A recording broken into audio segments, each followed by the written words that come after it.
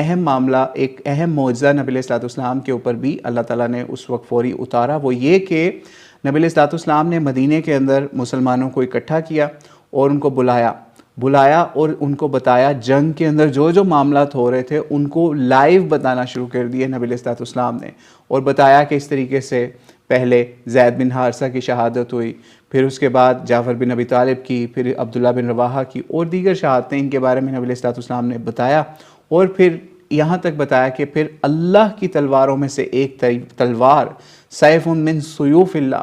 یعنی خالد بن ولید کو اللہ تعالیٰ کی تلوار نبی علیہ الصلوۃ والسلام نے قرار دیا کہ ان کے ہاتھ میں جب کمانڈ آتی ہے مسلمان ان کو اپنا امیر بنا لیتے ہیں، اس کے بعد تو اللہ تعالیٰ ان کے ہاتھ پہ مسلمانوں کو فتح دے دیتا ہے۔ یہ معاملہ ہوتا ہے، پھر اس کے بعد سارا لشکر واپس آتا ہے، جب یہ لشکر واپس آتا ہے شہادتیں بھی ہوتی ہیں، تو اس کے بعد نبی علیہ الصلوۃ والسلام